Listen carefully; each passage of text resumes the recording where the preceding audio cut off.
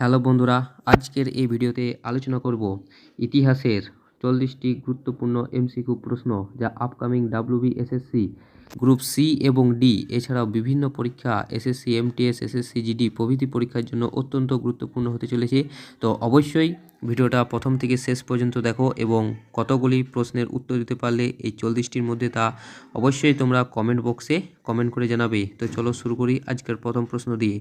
তো দেখো আজকের প্রথম প্রশ্ন, কাবুলিয়ত ও পাট্টা প্রথা কে প্রবর্তন করেন? কাবুলিয়ত ও পাট্টা প্রথা প্রবর্তন করেন অপশন এ শেরশাহ।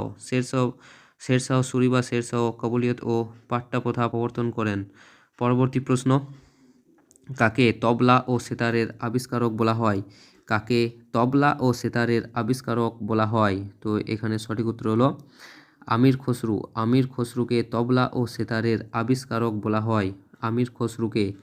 পরবর্তী প্রশ্ন, বিজয়নগর সাম্রাজ্য কোন নদীর তীরে অবস্থিত? বিজয়নগর সাম্রাজ্য কোন নদীর তীরে অবস্থিত? নিচের কোন নদীর তীরে বিজয়নগর সাম্রাজ্যটি অবস্থিত? তো এখানে সঠিক উত্তর হলো তুঙ্গভদ্রা নদীর তীরে অবস্থিত। তুঙ্গভদ্রা নদীর তীরে অবস্থিত। এছাড়াও বিজয়নগরের সাম্রাজ্য হলো হাম্পি, সেটিও তুঙ্গভদ্রা নদীর তীরে অবস্থিত। পরবর্তী প্রশ্ন, মনসবদারি প্রথা কে প্রবর্তন করেছিলেন? মনসবদারি প্রথা কে প্রবর্তন করেছিলেন? তো মনসবদারি প্রথা প্রবর্তন করেছিলেন মুঘল সম্রাট আকবর। মুঘল সম্রাট আকবর এই মনসবদারি প্রথা প্রবর্তন করেছিলেন। পরবর্তী প্রশ্ন, বাংলার আকবর কাকে বলা হয়? বাংলার আকবর কাকে বলা হয়? তো এখানে সঠিক উত্তর হলো আলাউদ্দিন হোসেন শাহকে। আলাউদ্দিন হোসেন শাহকে বাংলার আকবর বলা হয়। আলাউদ্দিন হোসেন শাহ বাংলার একজন বিখ্যাত শাসক ছিলেন। তার জনহিতকর কাজের জন্য তাকে বাংলার আকবর বলা হয়। পরবর্তী প্রশ্ন, কোন শাসক আগ্রা থেকে দিল্লিতে তার রাজধানী স্থানান্তর করেছিলেন? কোন শাসক আগ্রা থেকে দিল্লিতে তার রাজধানী স্থানান্তর করেছিলেন? তো এখানে সঠিক উত্তর হলো শাহজাহান। শাহজাহান শাহজাহান আগ্রা থেকে দিল্লিতে তার রাজধানী স্থানান্তর করেছিলেন 1638 খ্রিস্টাব্দে। 1638 খ্রিস্টাব্দে শাহজাহান আগ্রা থেকে দিল্লিতে তার রাজধানী স্থানান্তর করেছিলেন। পরবর্তী প্রশ্ন, পুরন্দরের সন্ধি কত সালে স্বাক্ষরিত হয়? পুরন্দরের সন্ধি কত সালে স্বাক্ষরিত হয়? তো এখানে সঠিক উত্তর হলো 1665 সালে। 1665 সালে পুরন্দরের সন্ধি স্বাক্ষরিত হয়। কাদের মধ্যে হয়েছিল? এটি হয়েছিল মুঘল সেনাপতি জয়সিংহ এবং মারাঠা ছত্রপতি শিবাজির মধ্যে 1665 সালে 11ই জুন স্বাক্ষরিত হয়েছিল। পরবর্তী প্রশ্ন, কোন শাসক আলমগীর নামে পরিচিত ছিলেন? কোন শাসক আলমগীর নামে পরিচিত ছিলেন? তো এখানে সঠিক উত্তর হলো অপশন বি ঔরঙ্গজেব আলমগীর নামে পরিচিত ছিলেন। আর এই আলমগীর শব্দের অর্থ হলো বিশ্ব বিজয়ী। আলমগীর শব্দের অর্থ হলো বিশ্ব বিজয়ী, এটা মনে রাখবে। পরবর্তী প্রশ্ন, দাক্ষিণাত্যের ক্ষত তৈরির সঙ্গে কার নাম যুক্ত? দাক্ষিণাত্যের ক্ষত তৈরির সঙ্গে কার নাম যুক্ত? তো এখানে সঠিক উত্তর হলো ঔরঙ্গজেবের নাম যুক্ত। দাক্ষিণাত্যের ক্ষত তৈরিতে ঔরঙ্গজেবের নাম যুক্ত। পরবর্তী প্রশ্ন, দিন ই ইলাহি প্রবর্তন করেছিলেন কে? দিন ই ইলাহি প্রবর্তন করেছিলেন কে?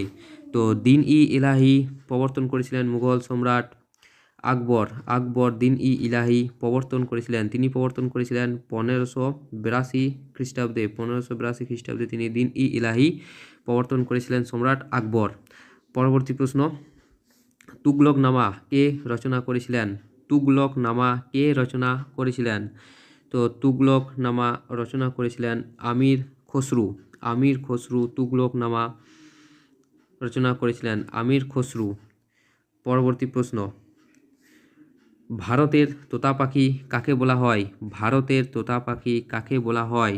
তো এখানে সঠিক উত্তর হলো আমির খসরুকে ভারতের তোতা পাখি বলা হয়, কারণ তার সঙ্গীত ও কাব্যের জন্য ভারতের তোতা পাখি বলা হয় আমির খসরুকে। পরবর্তী প্রশ্ন, দামন ই কোহ শব্দটি কোন বিদ্রোহের সঙ্গে যুক্ত? দামন ই কোহ শব্দটি কোন বিদ্রোহের সাথে যুক্ত?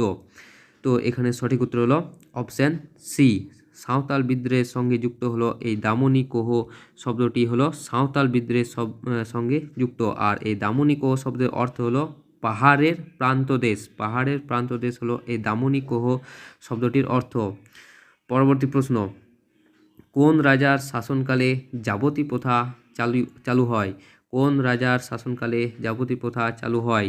তো এখানে সঠিক উত্তর হলো সম্রাট আকবরের শাসনকালে যাবতী প্রথা চালু হয়েছিল সম্রাট আকবরের শাসনকালে। আর মুঘল সম্রাট আকবরের অর্থমন্ত্রী যে টোডরমল, সেটি এই চলন করেছিল টোডরমল।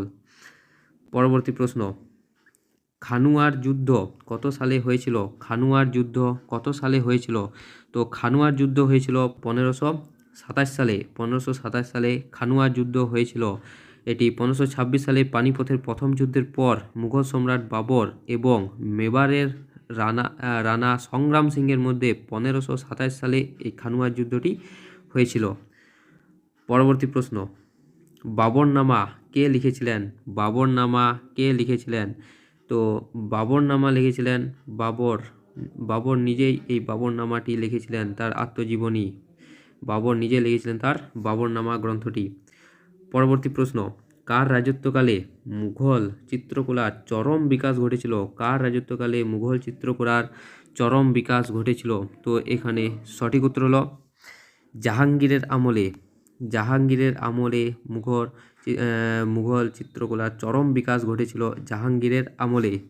পরবর্তী প্রশ্ন, ঘরঘোড়ার যুদ্ধ কত সালে হয়েছিল? ঘরঘোড়ার যুদ্ধ কত সালে হয়েছিল? তো ঘরঘোড়ার যুদ্ধ হয়েছিল অপশন এ 1529 সালে। 1529 সালে বাবর ও আফগানদের মধ্যে এই ঘরঘোড়ার যুদ্ধটি হয়েছিল 1529 সালে। পরবর্তী প্রশ্ন, মনসব শব্দের অর্থ কী? মনসব শব্দের অর্থ কী? তো নিচে মনসব শব্দের অর্থ হলো অপশন বি পদমর্যাদা। মনসব শব্দের অর্থ হলো পদমর্যাদা। পরবর্তী প্রশ্ন, তানসেনের প্রকৃত নাম কি? তানসেনের প্রকৃত নাম কি? তো তানসেন ছিল একজন বিখ্যাত সঙ্গীতজ্ঞ। তো তানসেনের প্রকৃত নাম ছিল রামতনু পাণ্ডে। রামতনু পাণ্ডে ছিল তানসেনের প্রকৃত নাম, এবং এও শোনা যায় যে তানসেনের সঙ্গীতে নাকি প্রদীপ জ্বলে উঠত। পরবর্তী প্রশ্ন, বেসিনের চুক্তি কবে ও কাদের মধ্যে স্বাক্ষরিত হয়েছিল? বেসিনের চুক্তি কবে এবং কাদের মধ্যে স্বাক্ষরিত হয়েছিল? তো এখানে সঠিক উত্তর হলো অপশন সি 1802 সালে পেশোয়া বাজিরাও বা দ্বিতীয় বাজিরাওয়ের সঙ্গে ইংরেজদের সঙ্গে হয়েছিল 1802 সালে বেসিনের চুক্তি। পরবর্তী প্রশ্ন, লাখ বক্স কাকে বলা হতো? লাখ বক্স কাকে বলা হতো? তো এখানে সঠিক উত্তর হলো কুতুবউদ্দিন আইবককে লাখ বক্স বলা হতো, কারণ কুতুবউদ্দিন আইবক অত্যন্ত দানশীল ছিলেন। এই কুতুবউদ্দিন আইবক, তাই তাকে লাখ বক্স নামে পরিচিত ছিলেন। পরবর্তী প্রশ্ন, হাওয়া মহল কোন রাজ্যে অবস্থিত? হাওয়া মহল কোন রাজ্যে অবস্থিত? তো হাওয়া মহল হলো রাজস্থান রাজ্যে অবস্থিত এই হাওয়া মহলটি।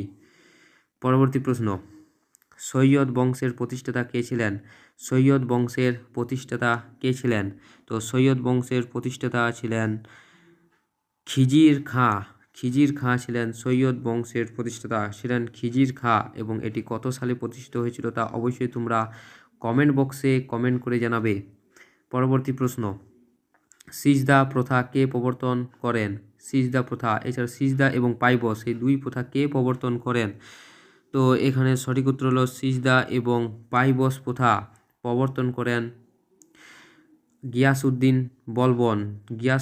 বলবন এই সিজদা প্রথা এবং পাইবস প্রথা, সিজদা ছাড়াও আরেকটা প্রথা রয়েছে যেটি পাইবস প্রথা, গিয়াসউদ্দিন বলবন প্রবর্তন করেন।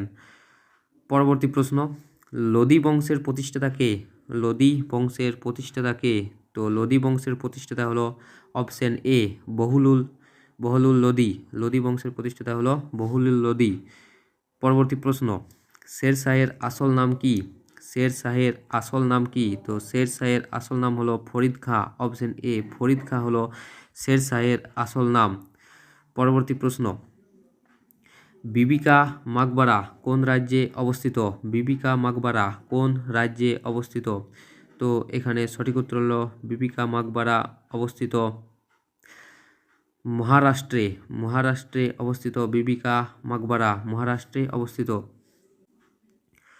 পরবর্তী প্রশ্ন, টিপু সুলতানের রাজধানী কোথায় ছিল? টিপু সুলতানের রাজধানী কোথায় ছিল? তো এখানে সঠিক উত্তর হলো অপশন এ, শ্রীরঙ্গপত্তনমে টিপু সুলতানের রাজধানী ছিল শ্রীরঙ্গপত্তনমে। পরবর্তী প্রশ্ন, তালিকোটার যুদ্ধ কত সালে হয়েছিল? তালিকোটার যুদ্ধ কত সালে হয়েছিল? তো এখানে সঠিক উত্তর হলো তালিকোটার যুদ্ধ হয়েছিল অপশন সি, 1565 সালে। 1565 সালে তালিকোটার যুদ্ধ হয়েছিল। পরবর্তী প্রশ্ন, পেশোয়া শব্দের অর্থ কী? পেশোয়া শব্দের অর্থ কী?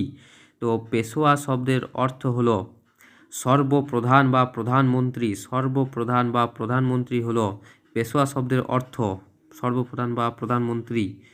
পরবর্তী প্রশ্ন, মারাঠা সাম্রাজ্য কে প্রতিষ্ঠা করেছিলেন? মারাঠা সাম্রাজ্য কে প্রতিষ্ঠা করেছিলেন? তো এখানে সঠিক উত্তর হলো ছত্রপতি শিবাজী মহারাজ। ছত্রপতি শিবাজী মহারাজ মারাঠা সাম্রাজ্যের প্রতিষ্ঠাতা করেছিলেন ছত্রপতি শিবাজী মহারাজ। পরবর্তী প্রশ্ন, পানিপথের তৃতীয় যুদ্ধ কত সালে হয়েছিল? পানিপথের তৃতীয় যুদ্ধ কত সালে হয়েছিল? তো পানিপথের প্রথম যুদ্ধ হয়েছিল 1526 সালে। পানিপথের দ্বিতীয় যুদ্ধ হয়েছিল 1556 সালে এবং পানিপথের তৃতীয় যুদ্ধ হয়েছিল কত সালে? 1761 সালে পানিপথের তৃতীয় যুদ্ধ হয়েছিল। পরবর্তী প্রশ্ন, মারাঠাদের শেষ পেশোয়া কে ছিলেন? মারাঠাদের শেষ পেশোয়া কে ছিলেন? তো মারাঠাদের শেষ পেশোয়া ছিলেন দ্বিতীয় বাজিরাও। দ্বিতীয় বাজিরাও ছিলেন মারাঠাদের শেষ পেশোয়া, দ্বিতীয় বাজিরাও।